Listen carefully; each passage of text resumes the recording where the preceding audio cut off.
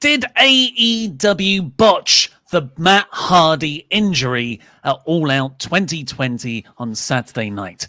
I'm Mr. Davis. I'm joined by one of the smartest people now in professional wrestling. It's Corporate Chopper. Hello. Yes, I am, in fact, the smartest man in wrestling. That's me, yeah. Aside from Mr. Davis. I'm sure you've got loads of questions for both myself and Chopper about our little actions at the end of All Out's live reactions. We'll get to those after the first discussion point with your super chats. Remember, we only care about the people who give us money.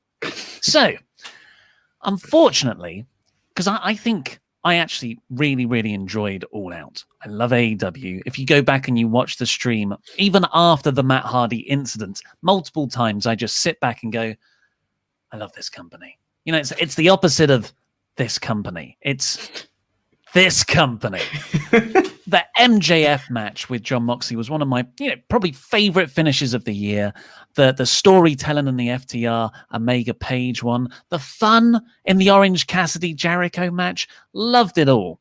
However, the whole pay-per-view online and for me as well, was negatively affected by the Matt Hardy Sammy Guevara match. If somehow you haven't seen what happened already, in like the second spot of the match, they're brawling backstage, they go up to the top of a platform, Sammy Guevara spears Matt through two tables that were set up down below, but unfortunately they completely missed the first one, and Matt's head whacked against the concrete floor, and he didn't move for 45 seconds. I've watched this whole thing back like 3 or 4 times now.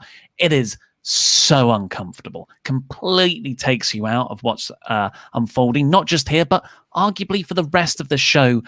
They call off the match because he legit was, he seemed unconscious there. And then when he tried to stand up, he couldn't get to his feet, even with Sammy's help. Super, super just difficult to watch. And then they call off the match, and you're like, well, what else could they have done? This is unfortunate. It's just a bad thing after bad thing for Matt Hardy and AEW, but they made the right decision there. And then they restarted the match. Let Matt Hardy climb up a piece of scaffolding. Imagine if he lost his balance there because of, whatever injury he had, and knocks Sammy off of it. Sammy goes through tables at the bottom. 10 count, Matt wins. But really, no one was enjoying the match. No one kind of remembers that Matt won. They're all just like, oh, crap. How did this happen?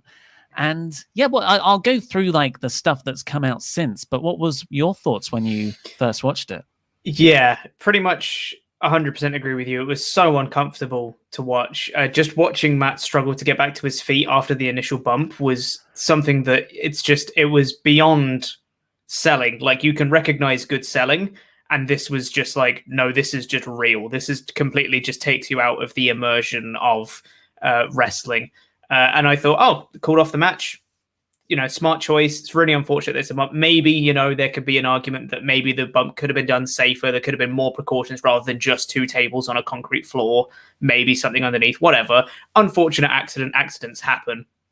But then restarting the match, I really wasn't a fan of. And especially restarting the match, going straight to the finish, not doing the full match that they planned, obviously, which is a very smart move. Don't do the whole rest of the match, go straight to the finish. But the finish involving him climbing some scaffolding with no safety net, no nothing, is really, really dangerous. I did not like that at all. Yeah, really, really, it's an unfortunate blemish on what was otherwise a pretty good show, I thought. When you said that you can tell what good selling is sometimes, I cast your mind back to when me and you were at the Frontline show last year, and the OJMO was selling so well, I legit thought and the whole angle, it was booked by Will Ospreay. It was really, really smart stuff. I thought he'd legit injured and separated his shoulder. He was crying. You don't see wrestlers cry when they're selling. So I was like, oh my God, totally sucked into what was happening.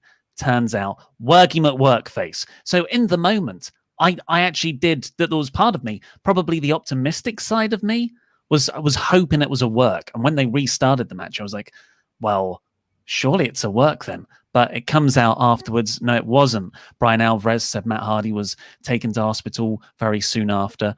And in the post-media scrum, that was pretty much all anyone wanted to talk about. Tony Khan says that Dr. Sampson, who is AEW's sort of standby doctor, cleared Matt Hardy because he passed their concussion protocol. I don't really know what concussion protocols are, but to me, it seems wildly irresponsible to run whatever test that is, that you could make a clear enough decision to say, yes, go out there and continue to perform on a spot that includes climbing up that high in a couple of minutes when the dude was knocked out just like 5 minutes earlier. I think like if someone gets knocked out, just that's it. Like that's quite a hard rule. You're not allowed to go out there and compete again. I keep thinking of Kairi Sane in the tag match main event for TLC last year. Like it took me out the whole rest of the match because I was just too worried about Sane. Whereas that was the end of a show. It didn't affect the rest of the show. It had already happened. The AEW negatively took out the rest of the matches. Yeah, and I mean it's a long-standing thing in wrestling that if you get injured, just carry on the match kind of thing. It's almost a mentality that a lot of, especially older wrestlers, have.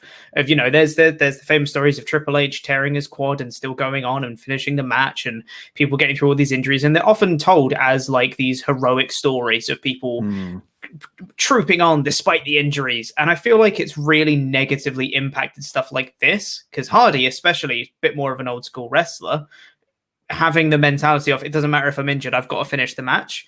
And I think that's complete speculation on my part, by the way. Just having that kind of mentality of going, I've got to finish the match regardless of what happens to me, is not what's best for the wrestlers because their health comes first. There's stuff that's more important than finishing a match, especially when the finish is, I'm going to punch you and then you fall off a thing. Like that's not even the best kind. It didn't really further the story that much anyway. So like, yeah, he really should have just not carried on at all. Well, you say you speculating that Matt pushed to carry on with the match and pushed for that spot in the first place. Rabbi Sky, his wife, generally quite outspoken on Twitter. Of course, she's been posting a lot about this, and she is fuming with Matt, fuming that he did this spot in the first place, that he, presumably said backstage, let me go out there and compete. I want to finish this match. And she said, she tweeted yesterday when Matt went to hospital, 1,000% a concussion. So by this point, I believe he had only had an MRI, and she said they needed additional imaging done after his CT scan. So I think then they did the MRI. And she's like 1,000% concussion. Anyone with eyes can tell you that, because it was such a sickening bump. But then Tony Khan tweeted a few hours later when Matt was released from hospital, great news, thank God. He passed the MRI and CT scans, didn't have a concussion, and he's being driven home now. Matt Hardy is going to be there on Wednesday's Dynamite to address all of this and talk about it. But yeah, I think even if, like, we're talking about hindsight stuff now, even if he didn't have a concussion and that's been medically shown that didn't happen, great news, absolutely fantastic. In the heat of the moment, though, there's no way you can know that. Play it safe. Yeah, exactly. I mean, from what I've seen, like you mentioned earlier, I don't know what concussion protocols are or like what they can do in just like a minute. But from what I've seen, especially from like WWE documentaries and things of people returning from concussions, it's quite an intense process. They have to go through like rigorous training. They have to, follow ISATs. They have to be able to take bumps. They have to, be able to run the ropes properly and stuff like that. They go through a rigorous testing process to make sure that they fully recovered from a concussion. So I don't know how you can say, no, you're fine to go back out there in just like a minute. It doesn't make sense to me at all. And to say that, for Rebby to say 1,000% concussion, anyone with eyes can see it, and then Tony to say it wasn't a concussion, it's fine. I don't know who to believe on that because like Tony is obviously almost certainly going off the results from MRI, CT scans. So you'd think that, that would be very legit. That's probably the person you should believe. But it seems incredibly unlikely to me. It must have been some sort of miracle if he didn't get a concussion, because even mild concussions are very, very easy to come by. And this was a hard hit onto some concrete. Like, I don't know.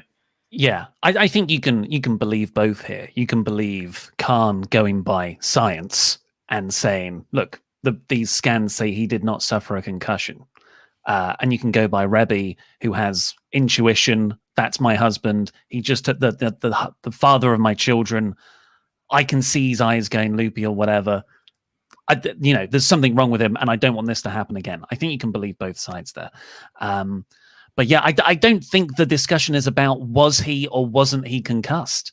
I think it's he was clearly not ready to continue the match. But let's see what you all think. Josh Armstrong says, no matter what Matt said, it was clear he wasn't all there, and the match should have just ended when the bell rang the first time. I found it hard to get into the rest of the show after that. Bye, Luke. Yeah. Yeah, I think that's the key. 100% agree.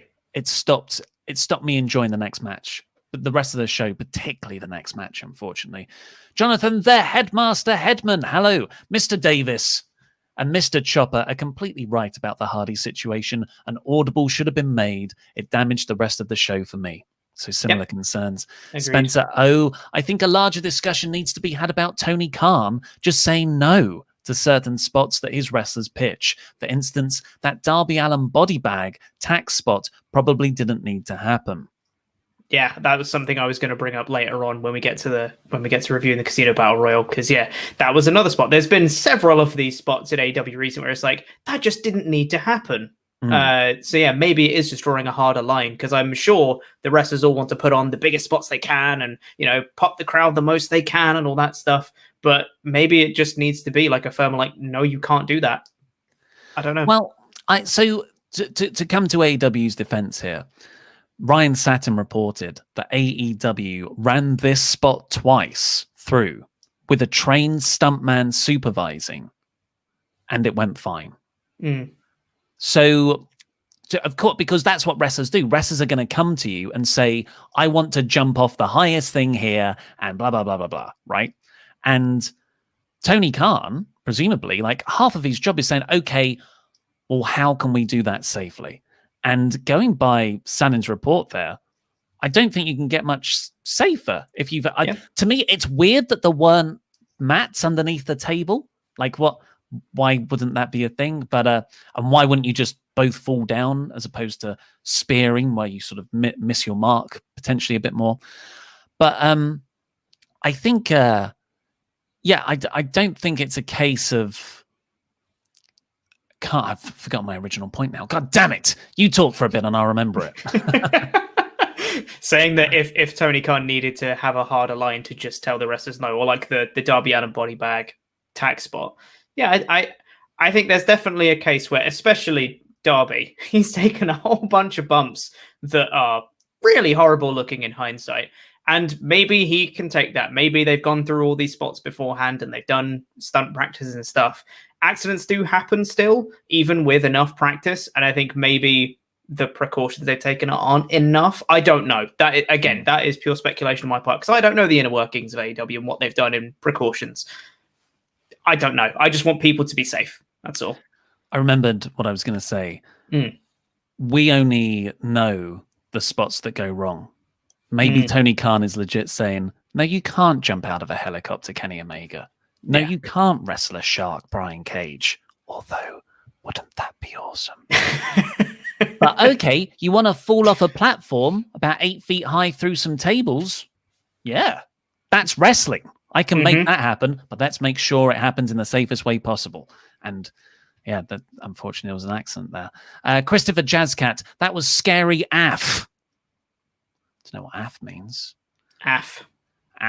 If we're going to be mad at anyone, it should be the doctor. They have to trust their doctor, but that seemed like a bad call. Yeah, that's it. And Dr. Sampson is getting a lot of the flack here because, Tony Khan isn't going to overrule his chief doctor.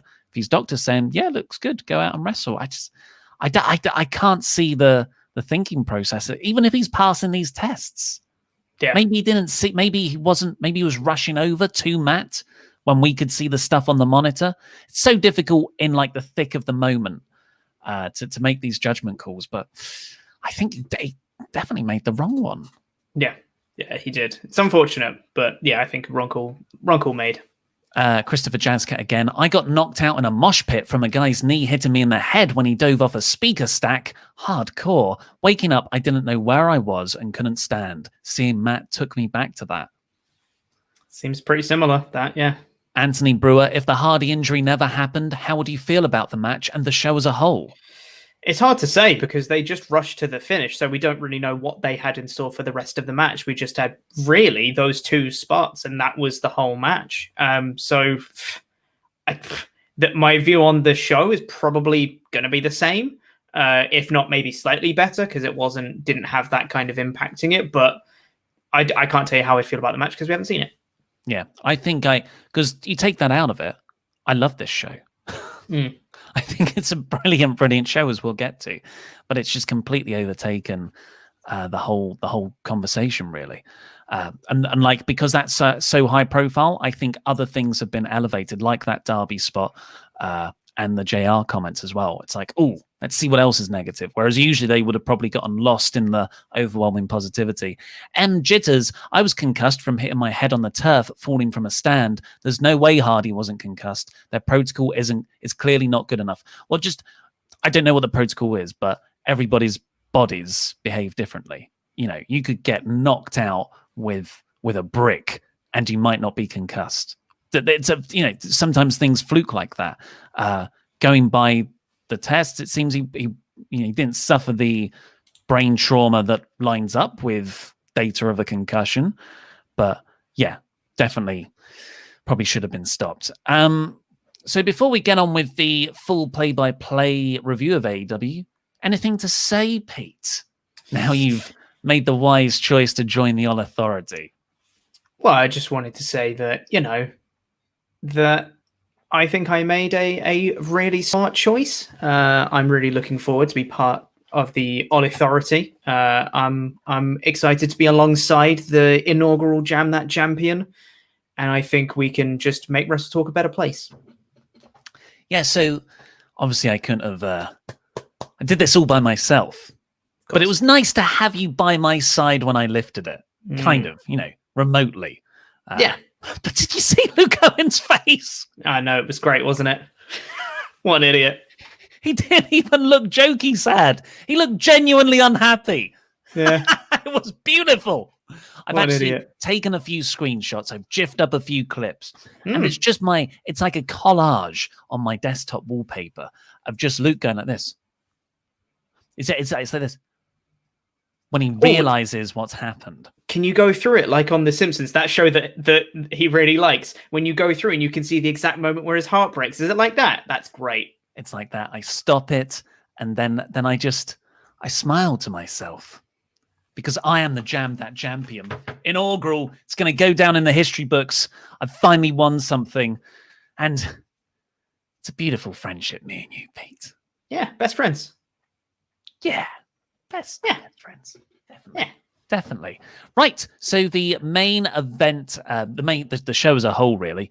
Let's scroll down past all of my Tony Khan statements. The pre-show, the buy-in, as they call it, had Serpentico versus Joey Janela. Fine standard match. It was fine. Yeah. And Alex Reynolds and John Silver versus Janela won the previous one. Private Party beat Alex Reynolds and John Silver of the Dark Order, making your AEW debut there.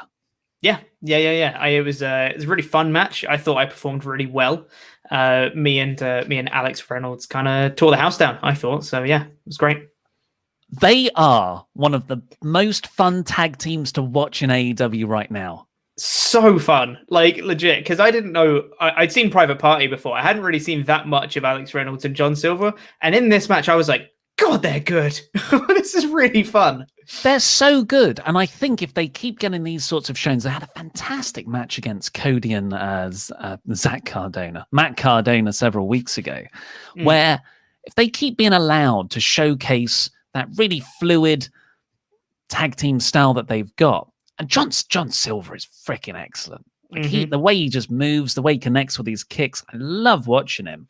And not just because he reminds me of you, of course, my top friend.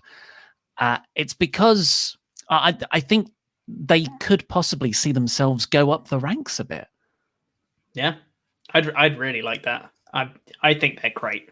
They were Not so into the so fun. not into the top tag title mix because that's so crammed, but definitely mid card level of the tag division. Because at the moment they are jobbers. They're an Yep. enhancement act. They're booked to put other people over. But I think they're even better than that. So the main card opened with what was supposed to be on the buy-in show. It was moved to the main show because of the sort of Twitter backlash. How dare you put Big Swole and Britt Baker, one of your only properly built women's matches, onto the buy-in. Turns out I thought they actually had a good reason to put it on the buy-in. It was a cinematic match. I mean, I feel like it was supposed to be funny, and it wasn't. Oh, did very you like funny. it? I thought it was fine. A lot of the comedy did not work for me. Rebel, I don't think, is very funny, and she was kind of the butt of a lot of jokes. I think she just came off a bit grating rather than funny, but it was okay. So that's all I have. It was fine. Well, it has split opinion. It's a comedy cinematic match that it's going to be Marmite by its inherent nature. I don't mind the goofy comedy stuff. I was a big fan of the comedy that worked, at least, looking at you, Stephanie McMahon, in the Money in the Bank match.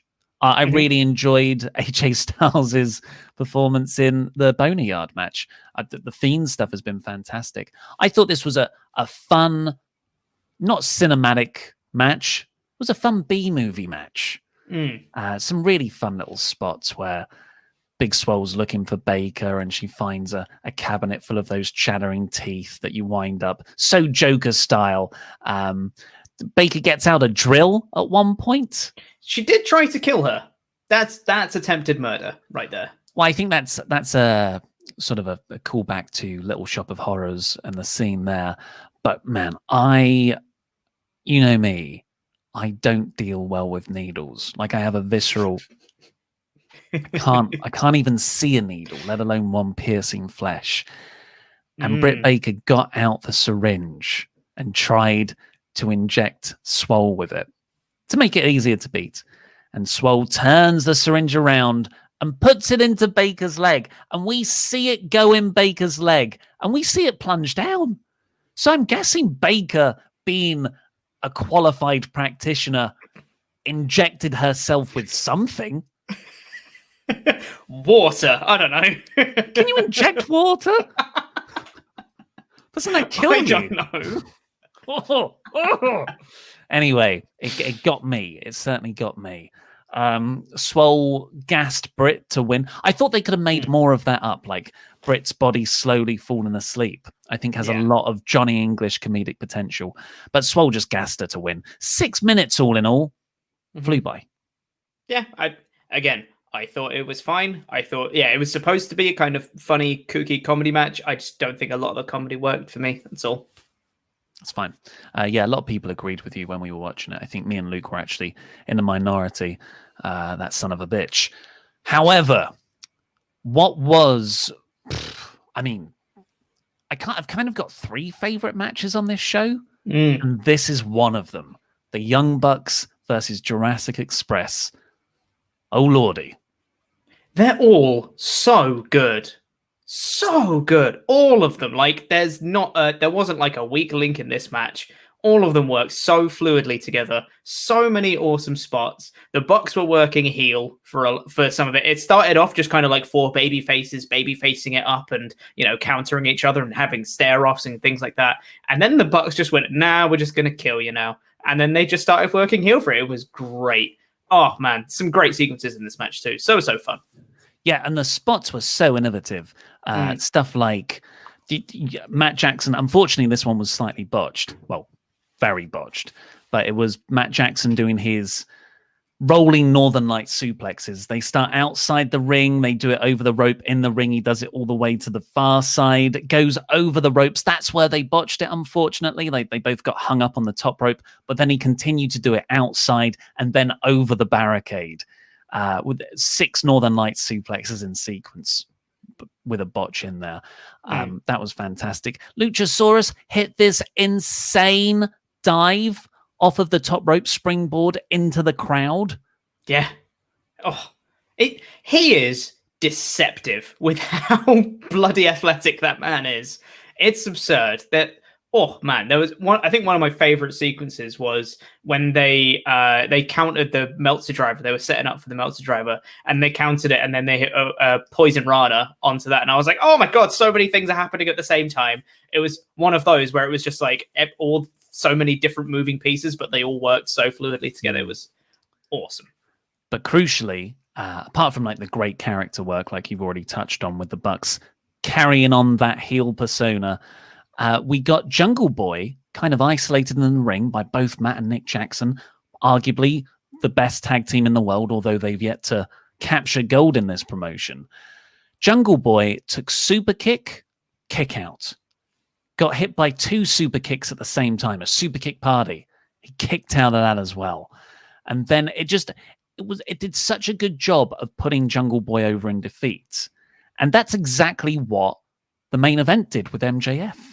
And you can just see these 2 guys being built separately by AEW for the future. I thought the best thing in wrestling is when everyone comes out more over than when they entered it. And that's exactly what happened here.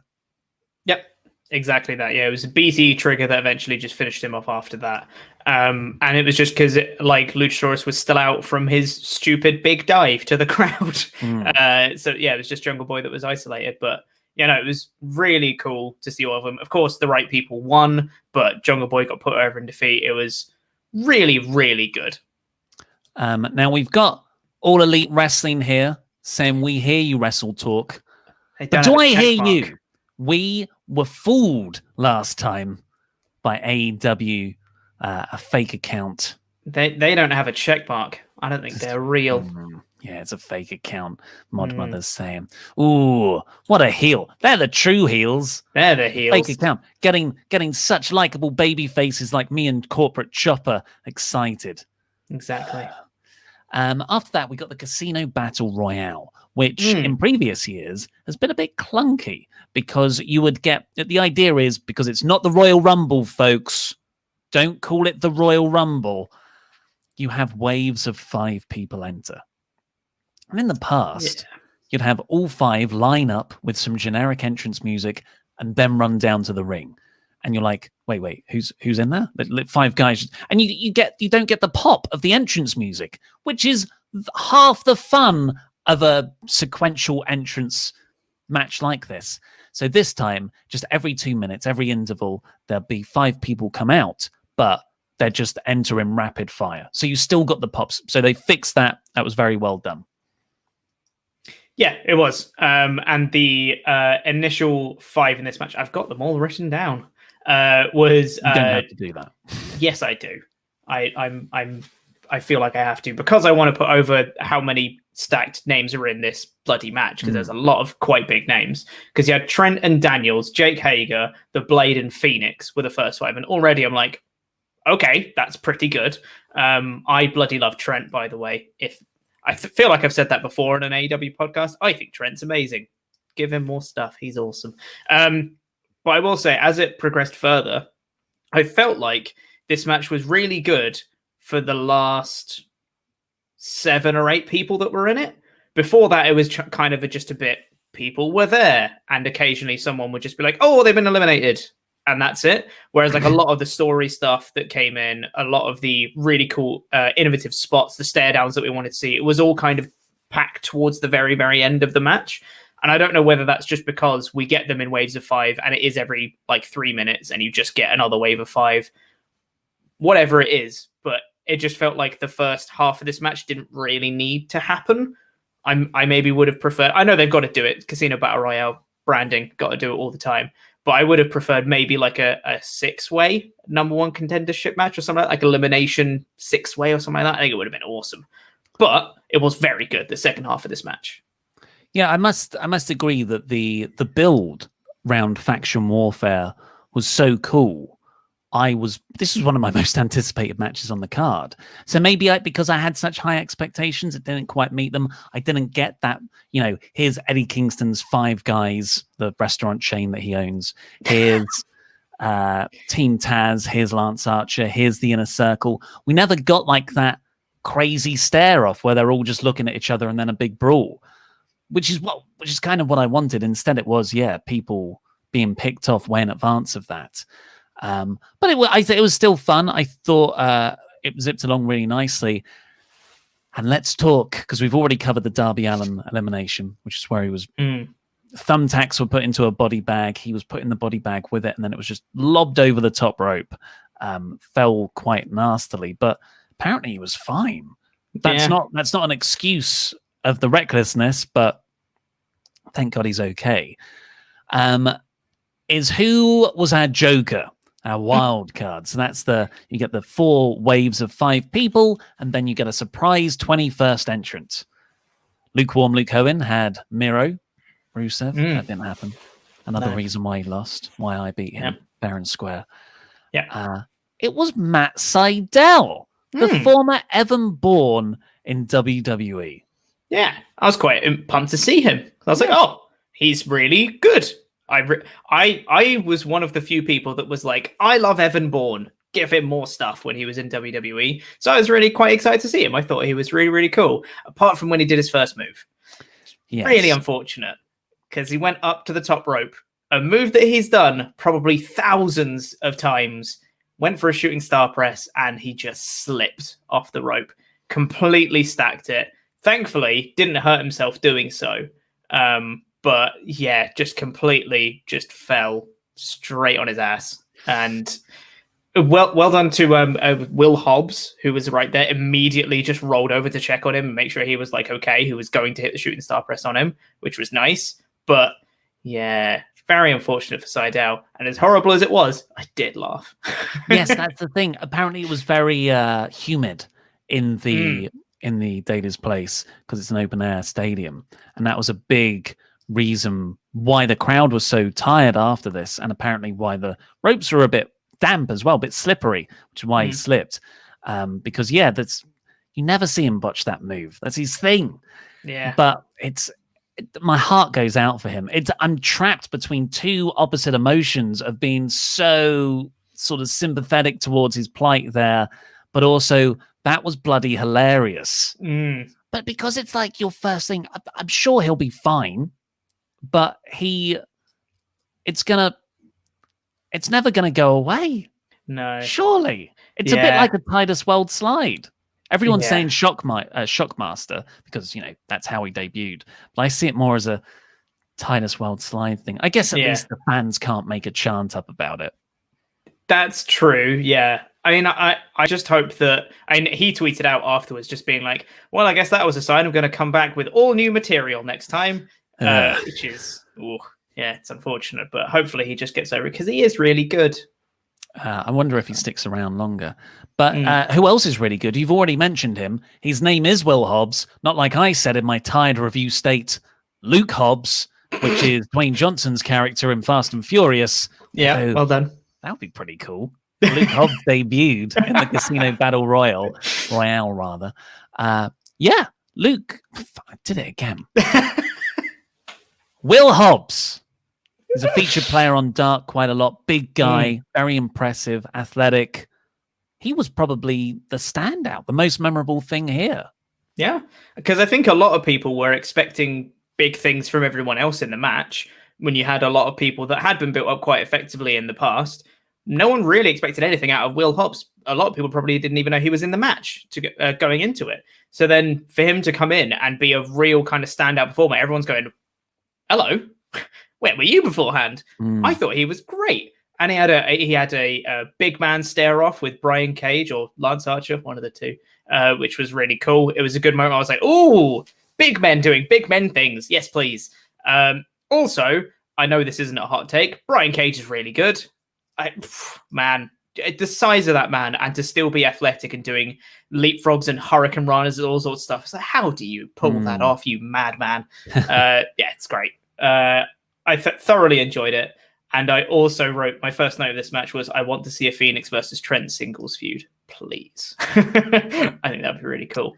Pete loves Trent. Confirmed. I do love Trent. He's amazing. Pete scribbles it on all these notebooks. Yeah. Pete question mark. Also, one quick thing I did want to mention is that I hadn't really heard the crowd get that involved in all that much up until this point. Darby Allin got a massive pop from the crowd when he came out. God, everyone loves him. Yeah, I even like from here and throughout the rest of the show, like the crowd occasionally you could hear like a whoa or like that. When Darby Allin came out, you could hear the crowd like they were going mental when he came out. So he's a proper star at this point. It's great. Yeah, definitely. And same for Eddie Kingston. He came out. Yeah. He was one of the audible pops I heard. He went through to the final 2 with Lance Archer. Lance Archer's definitely the right winner, I think, if you want a proper serious contender for Mox's championship, just the way he's been booked and presented so far. But man, I was rooting for Kingston there. Imagine the promo work between Eddie Kingston and Jon Moxley, and the matches as well. How brawling and violent those could be. So it's a shame Kingston didn't win. Hopefully they've got big plans for him still. What was Jake Roberts doing while he was getting eliminated? Did he have a snake in that bag? Was he hitting him with a snake? So I didn't think this worked either. Eddie Kingston and Lance Archer, they're on the apron. A lot of people are like, Eddie Kingston never got properly eliminated because he didn't go over the top rope to get there, but Kingston's on the top rope. Lance is sort of trying to choke him off, and Jake the Snake Roberts is just dangling the bag, which is meant to have a snake inside, towards him. And it just looked naff. Because Eddie had to try and sell the offense that Lance Archer was hitting him with, and also had to try and sell being scared of the snake that Jake Roberts had as well. And I was like, surely Lance could just beat him up and then win, instead of having, oh no, I'm scared of a snake. And that's the distraction that helps Lance. It was weird. It just didn't quite gel for me. But I agree.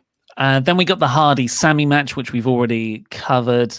And the sort of fallout of that confusion, that concern for Matt Hardy, really dampened the crowd reaction for what was a very good in-ring encounter between Thunder Rosa and Shida for the AEW Women's title. Yeah, it really did. I mean, the match itself, I thought was really good. Looked at in isolation, I think it was a really, really good match, and it put over both talents. They were given a lot of time. It was a really fun match, but it was just so hampered by what had just come beforehand, because everyone was just thinking, is Hardy okay? Like, I need to go on social media right now. I need to check if he's okay. I need to see what's going on. So it just wasn't, no one was as engaged in this match as they probably should have been, because it was a really good match. Yeah, so Rosa, the whole match really, Shida won, but the match was designed to get Thunder Rosa over. She looked awesome. She looked in control. She took 75% of the offense, had a reversal for pretty much everything Shida had until the end when Shida, got the running knee, kicked out the Falcon Arrow. I've got to think. No less. Yeah, a one count. So I've got to think AEW are keeping Thunder Rosa around. She was brilliant here. Yeah. I thought she was really, really good. And like you said, so many unique counters and reversals and things like that. She had a Death Valley driver on the apron to Shida, which was great. It was just a really, really good match. And yeah, I really hope that Thunder Rosa does stick around, because she's really, really good. I really like this match. And I love Shida. I've been saying that from the start. I'm really into Thunder Rosa from what I've seen of her so far. But a lot of people online were calling this match of the night. And while I liked it, I'm there thinking, well, the crowd took me out of it. The events beforehand took me out of it. And honestly, it didn't have a build. There was no build. There was no real conflict. There were no real character tension to get into here, which all the other matches had heaps of. So I just don't get the argument that this was better than MJF Moxley, Omega Page and FTR, or the Young Bucks versus Jurassic Express, which were my sort of joint 3 favorite matches of the night. Yeah, I think even in isolation, I don't think they were better. Especially for me, FTR and Page and Omega, I don't think it was better than that. Just in a match perspective, in ring perspective, I don't think it was better. But I can see why people would really like it. So yeah, it was a very good match. Kip Sabian. Oh, don't know how that got on the screen. Get that out of here. What's that? Sorry. Nothing. No. Weird. Don't know how that got on there. Anyway. Sorry. Kip Sabian announced that him and Penelope Ford are going to get married on an episode of Dynamite, and before then, he's going to be looking for his best man. That's going to be fun because wrestling weddings have a rich history of going spectacularly wrong. This seems like a bit of a soft reset for Penelope Ford and Kip Sabian because, of course, they were packaged with Jimmy Havoc, who's since been released from the company. They were getting a solid push before all that kicked off as well. Yeah, and I think that Kip as well is particularly charismatic. So I think, he hopefully this is a really good repackaging for him. He had a really good bit when he looked at Alex Marvez and went, "You're doing a great job, by the way." And it was such a crap-eating, smug thing to say. And at the end, he held up a placard that said, go over to my Twitch channel. And AEW had some text that appeared on screen. AEW approves this message. Just brilliant with all the stuff going on with WWE right now and them reportedly banning talent from using Cameo and Twitch. I'm not always a fan of jabs at WWE. This was brilliant. This was so funny. Yeah, it's great. It was perfectly done because it wasn't so overt, but it was also just like a little haha. It was great. Very well done. After that, we got Dark Order versus Nightmare Family, Matt Cardona and Scorpio Sky. It went 15 minutes. It's a Dynamite match. Had no real business being on the pay-per-view card. It was a long show anyway, 4 hours long, 5 with the pre-show. The argument, I guess, is let's get everyone on the show. I hate that mentality. I'm just make a succinct, really watchable, digestible program first. If you want people on the show, put them in really hot stories. Save this stuff for TV. So it was always kind of an uphill struggle to get me into this match. And to be honest, the first 10 minutes weren't that impressive. Picked up by the final 5, but it was the post match that was really quite interesting, where Colt Cabana was gifted a win by Brody Lee, but he wanted to hit his own move. He went for a moonsault on Dustin. Dustin rolled him up and lost, and Brody flipped at Colt. Yeah, which is a nice change because, he's been completely kind of shielding him and, pretending that they're good guys and all that stuff. It's definitely not a cult. And then for this one, he just lost it. He just started smashing chairs on the outside, shoved Cabana down, just being like, "What are you doing? I gifted you that win," and then just stormed off. Cabana looked pretty upset, but Evil Uno was there and kind of helped him back to his feet and was guiding him back out. So, yeah, I still think Cabana's going to be part of the Dark Order, but it's going to be a learning process for him. Maybe this will just be a lesson that he needs to learn, that he needs to respect Mr. Brody Lee's authority. I don't know, something like that. Yeah. It's just such a great way of looking at telling a story where someone slowly gets sucked into a cult, where it is initially all happy, he's winning, he's sort of protected from the darker side. It's been going on for 2 months now. Colt Cabana was really happy. He was sort of jumping around in this match. The thrill of tagging with his friends here. But then, he's shouted at by Brody, brought down a few notches, and then someone comes, if it was left at that, it's an angle. But Evil Uno putting his arm around him afterwards, that's where, sort of manipulation comes in. It's like, we'll tear you down, but we'll also pick you back up again. Yeah, exactly. And that's when you become dependent on a cult. Isn't that right, you stupid idiot, Pete? I'm just kidding, mate. Oh, it's great to have you. Good joke. Thanks, man. Appreciate it. Someone I did like afterwards, because Dustin was backstage afterwards, had an interview saying that he's going to get a shot at the TNT title because of this against Brody. And I feel like this should be inverted. It should be that the 8-man tag is on Dynamite, building to a TNT title shot at the pay-per-view. I just feel like the build was the wrong way around. I don't know. Yeah, you could argue that, but it's a TV title. It's literally a TV title, and the idea behind those are that you defend them on TVs more often than not. I think it would have been better with Brody calling out Dustin, to be honest, if you're going to invert something. Also, a bit of controversy here. Anna Jay got involved at some point, Dark Order member, and JR said, "Did Anna Jay have a wardrobe malfunction, or is that wishful thinking in my book?" So JR hoping to catch a sort of accidental glimpse at a boob there, sort of bit pervy, bit thirsty JR, which is creepy and sort of off-putting. And then JR went online and apologized pretty soon after and said, "I'm sorry if anyone, it was my poor attempt at humor. Now everyone lighten up." Yeah, which is not really an apology. It's him just saying, "Well, my joke fell flat, didn't it? But that's okay because it was still a joke." It's still creepy, but okay. I just think, but me and that son of a bitch Luke Owen started talking about this when it happened, and just JR's comments are problematic, but just as viewing the TV show week to week, what really turns me off is how he's not that great anymore, and how he sort of actively detracts from the product. And I cannot believe I'm saying that. I was just striving for JR to come back to wrestling just only 3 years ago. He's the voice of my childhood. And here he is just being salty and negative and down on so much stuff that it outweighs the good he does. I wasn't going to bring it up on this review, but it really annoyed me on this show. His commentary really grated on me. And it's just little things that don't bring any sort of positive to any of the matches. It's just him saying things.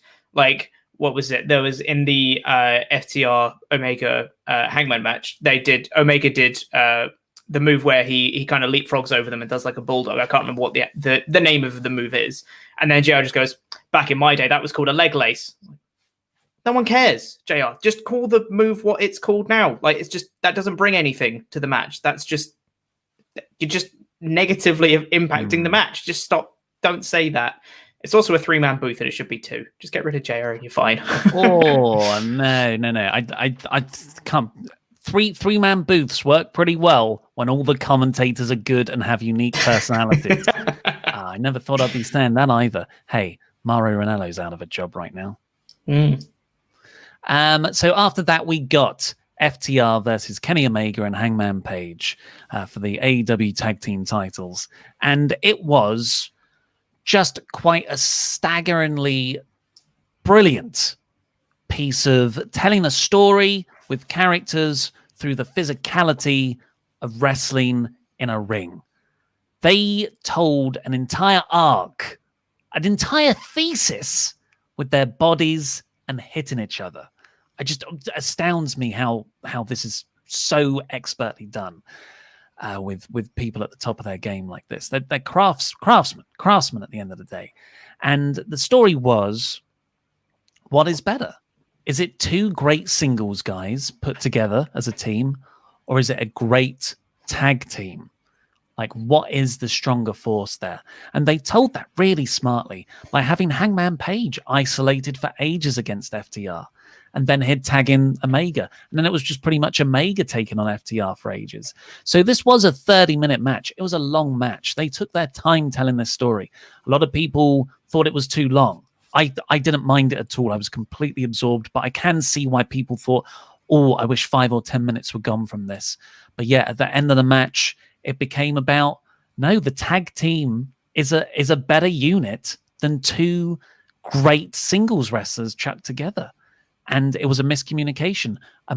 Although Omega ducked for a sort of friendly fire lariat, Page didn't duck for a friendly fire V-trigger, and FTR just overcame them. And there was a beautiful image at the end where Hangman Page is reaching out on the mat to Kenny to help me, and Kenny can't get to him. And it was just remarkable storytelling. Yeah, it was so good. I started making notes for this match, and then I stopped making notes because I was just so engrossed in the match. It literally went like, awesome sequence, amazing teamwork, yes, was my notes, and that was it. Like, I just stopped. I just put yes all in capitals because it was just, I was having so much fun with it. Yeah, it was just brilliant storytelling. Like FTR are the guys that made me realize that tag wrestling is amazing with their feud with DIY in NXT, and bringing that level of storytelling against Hangman and Kenny in this match is just, I just really love tag wrestling when it's done right, and this is it being done right. The absolute level of, like you said, they're craftsmen. They have absolutely genius ring psychology and how to tell a story with their bodies. I loved it. It's really, really good. The only thing that not that I didn't like, but the only thing that kind of rubbed me the slightly wrong way was after the match, the brilliant storytelling of Paige, going to lean on to Kenny and be like, and he says, "I'm sorry," as he does so, and Omega just steps backwards and lets him fall onto the mat. Was great. It's great storytelling. He gets out the ring. The Young Bucks are there as he walks backstage and just says, "Nope, I'm done. Let's get out of here. Round up. Let's go." Just walking straight to the back and saying, after everything I've done, he's kind of just chatting while he's shouting while he's walking. Gets to the car and he says, "You coming with me? Come on. There's no coming back. Come on, get in the car." And then they didn't. They decided to stay there. So he gets in the car and he goes, "Fine, I'm going." And he shuts the door and he drives off. So really like that tension with Omega and Bucks and Paige and all that stuff. That's amazing.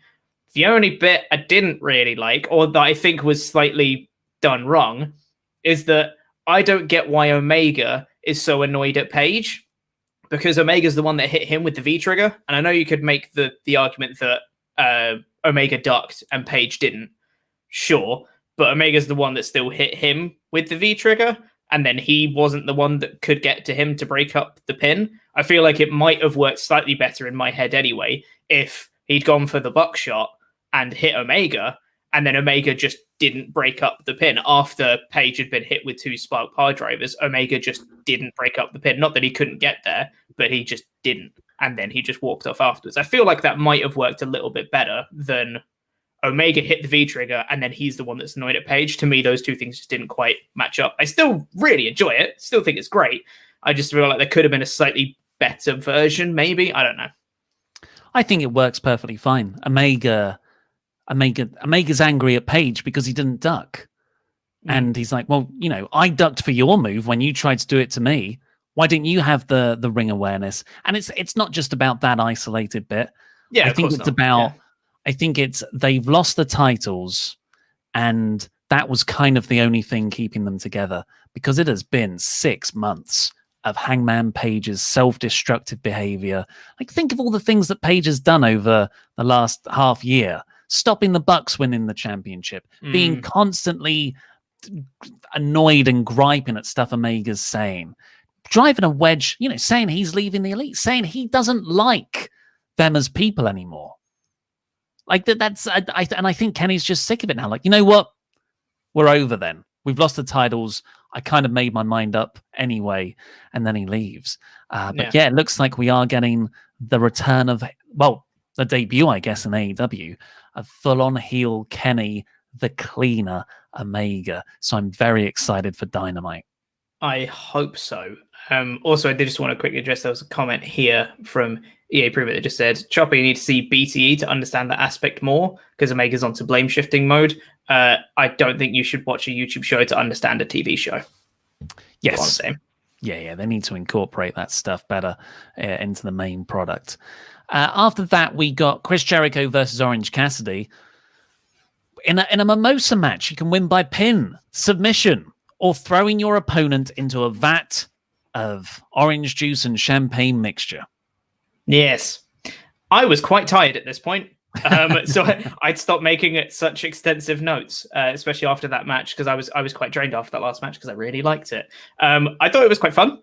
It was good. There's a bit of brawling around the outside. I liked the psychology of them trying to force each other into the mimosa the whole time. And I like that they did the ruling that you have to be submerged. It's not just you have to touch the surface of the thing, because that's something WWE would do. So I like the odd spot where he'd kind of have his face and he'd be kind of touching the surface, but not quite submerging him. And yeah, I thought the match itself was good. Yeah. There you go. It was a nice change of pace between the sort of heavy drama of the tag match and the main event. Yeah, it was fun. I was surprised by how much I popped for the finish, which is quite a simple thing of the annoying, obnoxious heel getting pushed into mimosa liquid. I thought, yeah. But yeah, I'm glad this feud has sort of come to an end now. It was fun while it lasted. Kind of gives Jericho a bit of a breather. But I think I'm looking forward to these guys both going on to different things now. This is the definite climax of that story. They announced Full Gear is going to be on Saturday, the 7th of November. So schedule that in the diaries. And then the main event was MJF versus Jon Moxley, with in a similar way to how they did the tag match. Again, it was a story told with physicality. And that is, in the ring, MJF has the advantage. He's a wrestler. He can out-wrestle you. If you're outside the ring, Jon Moxley has the advantage because he's a brawler and he's going to throw you into the barricade. Yeah. Here's a hot take. I thought this match was good. There you go. Just good. Is that the hot? Good. That it's just good. It was good. Yeah. I didn't think it was of the level of the FTR Omega Page match, for example. I thought it was good. However, I feel like the story is a little bit flawed because it's all about the paradigm shift being banned when Moxley already doesn't need the paradigm shift. And it was a bit like, and then he just used it anyway. It didn't. It didn't. Pete, no. It didn't work for me. It didn't work for me. Let me go through what happened for everyone, just in case they haven't seen it. Moxley and MJF brawl through the entire thing. MJF, but of course, Moxley's paradigm shift is banned in the finish after just like some really violent back and forth stuff. MJF is busted open. Moxley's arm is really heavily worked over, which he sold so well. Great back and forth between them. Really kind of got over MJF as a physical, credible force, going toe-to-toe, spitting blood at in Moxley's face. Really, earning respect of the viewer.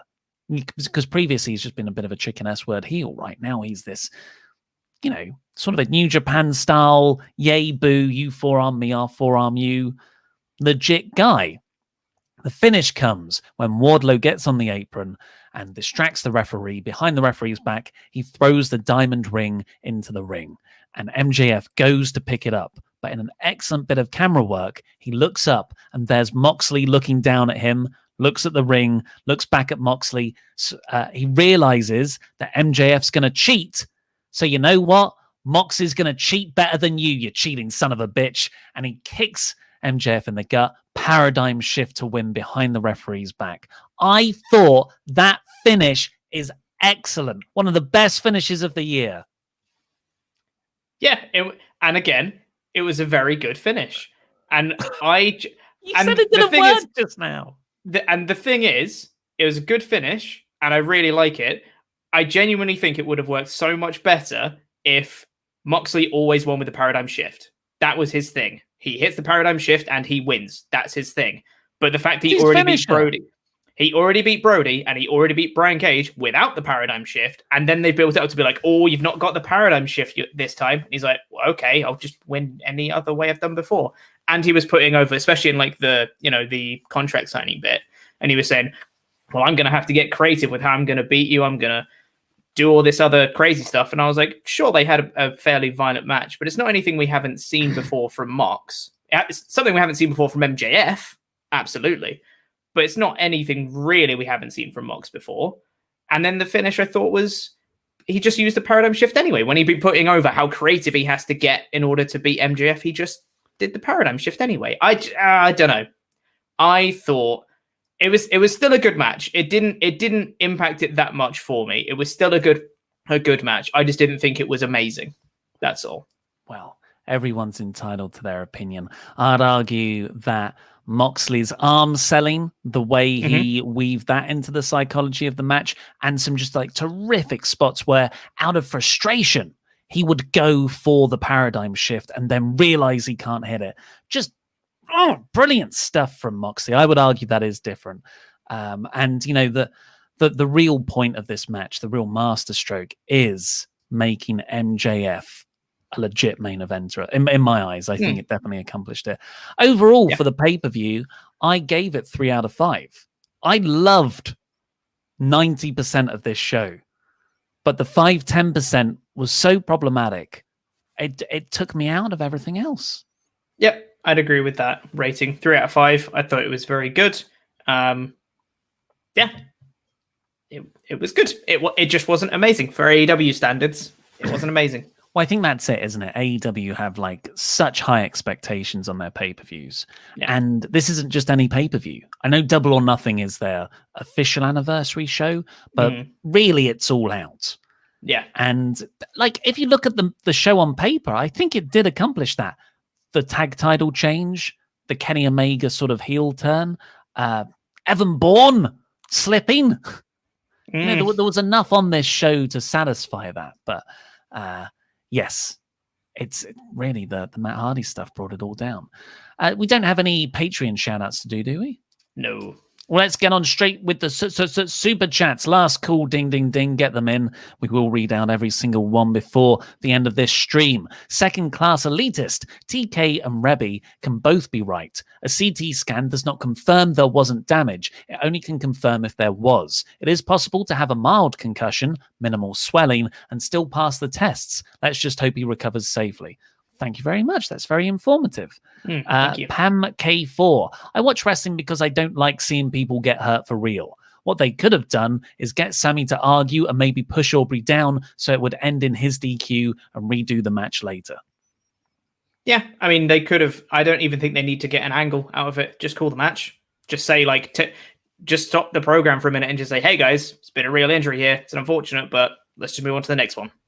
Totally. Josh de Dominics. I honestly think if Matt versus Sammy doesn't happen, this pay-per-view is given more praise. Second half of this show is amazing, and Wednesday's show feels huge. Totally agree. Dried chicken without flavor. AEW should have stopped the Hardy Guevara match at All Out, call it a no contest, and then they could extend the feud. Yeah, totally agreed. Simple. Baker Swole, Nikolai Azapardi says, this buy-in was the first one that felt like a pre-show and not part of the show. I think maybe that's because it was thrown together with them moving the cinematic match around. Guerrilla Press, the commentators killed the cinematic dental match. I quite enjoyed them being a bit jokey with it because it was all quite a joke. On the Battle Royale, Spencer O. Imagine a future triple threat between Lance Archer, Wardlow, and Brian Cage. Hashtag meaty meat. Hashtag look at the Pistons. Yeah. I mean, yeah, I'd like that. Should we chuck amazing. A bit of Will Hobbs in there too? Yeah, why not? Miguel 8A. I have to admit that Will Hobbs honestly impressed me during his Rumble match. It's not a Rumble. I'm actually excited to see what they do with him. Same. Yeah, I think he's great. Dynamic Penguin, great show in my opinion. Loved all 3 title matches. Such a shame that Matt's fall overshadowed everything else. Really hope he's okay mentally and physically. Yeah, agreed. Christopher Jazzcat was excited to see Matt Sydal. Shame about his slip. Yeah, that pretty much sums up my viewpoint as well. Yeah. I'll hot tag to you for the... Absolutely. Talking about Shida and Rosa, Rangers Mayhem said, would you be up for a trilogy for Shida versus Rosa? Shida challenges for the NWA title and loses, then both titles on the line at next AEW pay-per-view, solidifying partnership with NWA as a possible NXT to AEW. I think that's a fantastic idea. That's really fun. Brilliant, yeah. Yeah, that's really, really fun. Yeah, I'd love that. Pen PZ says the women's title match deserves the argument for match of the night because it had no build at all, but over delivered. I also hope Thunder Rosa stays. Well, I'm glad you liked it so much. Even if it had loads of building character work, I think the 3 matches I've already said are still way better than their match. Yeah, that's not to say it wasn't a good match though. I really enjoyed that match, but you know the others are better in my opinion. Yeah. Agreed. There's something about AEW General. Dip Jyoti Paul. Sorry if I butchered that name. All Out was a bad show. Pay-per-view was too long, apart from the Hardy injury. Pre-show sucked. Battle Royal was rubbish with the body bag. JR comment was rubbish. 2 out of 5. Yeah, it was long. Totally agree. especially now WWE had given us those beautiful 3-hour shows. AEW should really realize that is an optimal length. But yeah, the things you've said are all the main criticisms. If you didn't like those, and they are very legitimate bad points, then I can totally see why you didn't like it. Yeah. Gorilla Press says, agree, Chopper. Luchasaurus is quite athletic. I'd like to see a Luchasaurus versus Dijak match. Yes, please. I'd love to see Luchasaurus Dijak. I want to see Luchasaurus Aleister Black, please. That would be great. Battle of the kicks. Yeah. Marco Talon 12 said, I think by the end of 2021, Silver and Reynolds are going to be proper tag team title contenders. That'd be cool. Yeah, I think solid mid card. I maybe they'll get a tag title shot here and there, but not. I mean, the rest of the tag division is just so stacked. Yeah, that's true. Jake Hager is rock hard. Says, here's some kind of super chat. #rock hard. Yeah. Christopher Jazzcat again says, AEW going for the 50+ demo with FTR's matches. Lots of Zeds. Oh, that's a hot take. It's that 80s throwback style, so I love watching them wrestle. Yeah, they're so good. Colostopia said, Page is always the guy who gets the pin, visual pin in this match. Kenny always saves Page from a pin. This time he couldn't get there. Yeah, I forgot that. Hangman did have the match won at one point. Yeah, got the roll up, but it was Cash was distracting the referee. So MJVDG said, if MJF wouldn't be creative, Mox just said F this. If MJF wouldn't be creative, Mox just said F this. I think they're trying to say, if MJF isn't going to win legit and he's going to cheat, Mox just said, oh, F this, and he hit the paradigm shift. I think that's what they're trying to say. Yeah. Christopher Jazzcat said, MJF versus Mox was excellent. Best MJF match I've seen. I'd agree with that one. Yeah, it was. Marco Dominguez says, would you have scored this differently with a full live crowd? Probably, but it's hard to say. It would have been so much more enjoyable with a live crowd. Yeah. That goes for everything. Yeah, totally. Crowds do have a strong impact and everything, but then the diminishing returns of the sour points of the show might have been even stronger because of they might have been so high to come down to so low. I don't know. But there's some wrestling miscellaneous ones here. Jack Meredith says, #Authority for life. Thank you. Question for both. Can you ever see AEW working with WWE in the future, possibly under Triple H/Steph? No. Triple H is just as bad as Vince McMahon in wanting to kill everything else off. Yeah. Dry chicken without flavor again. Vincent McDino McMahon. After banning superstars from third-party contracts, Vince McMahon still has a mind of the Flintstones and a dinosaur. Yeah. He legit has a dinosaur skull up in his office. That's true. Yeah. Did you want to take the next ones, I Mr. will. Davis? Jobber JJ496, Mr. Davis's #1 fan. I know, Chopper. Welcome, Chopper, to the All Authority. Feels great to be a winner. The family is growing stronger. From me to you, welcome. Mr. Davis, I knew you would win.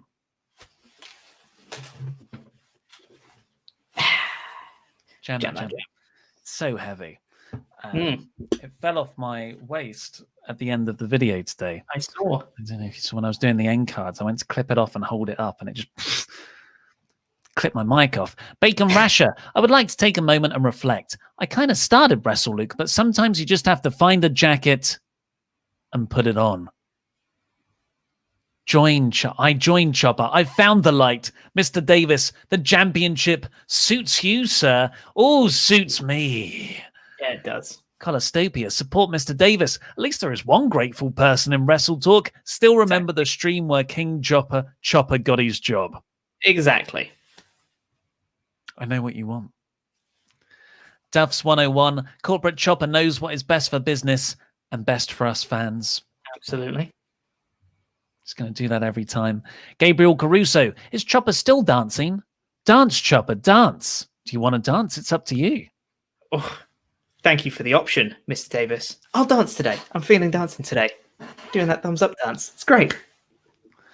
Mapaw316. I'm very confused. How did Pete 0 points help Mr. Davis win predictions warfare? #WrestleLuke. I think you find actually that in this current season of Wrestle League, I actually had 19 points and actually tied first in the office. So all of those now Mr. Davis's points. So yeah. Jobber JTJ, sorry, 496. Mr. Davis, Corporate Chopper, Jobber JTJ, what a force indeed. John V, does Corporate Chopper dance? Or does Corporate Chopper don't play like that anymore? Go, Mr. Ollie Davis, yes, please. No! No, yes, please. No, thank you.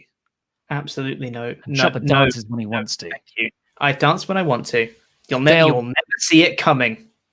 Dale Creasy, I miss lukewarm Luke Owen. Idiot. Ooh-ah. Who would have thought 2020 would even bring us the WrestleTalk Screwjob, second best current wrestling storyline besides Omega Page? What's a screwjob? What's a storyline? Gorilla Press. Gorilla Press is here showing support once more. And congrats to Mr. Davis. Inaugural Jam That Champion. AF means as F punctuation. Don't know what that means either. Sam W. I stand Luke Owen. Luke World Order, LWO.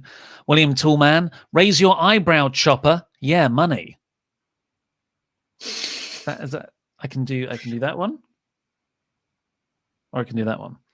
That's my rock one. Yeah, you can do both. That's quite impressive. I can only do the one. Oh, no, I can't do it. There it was. Also, great content for podcast listeners. Gorilla Press. He wrote them down to be a better co-host than lukewarm Luke Owen. I did. I wrote down the Casino Battle. I didn't mention any of the rest of them. I just mentioned the first 5. I did write all of them down. Bacon Rasher. Also, for Luke to like lukewarm is a bit pathetic. Yeah.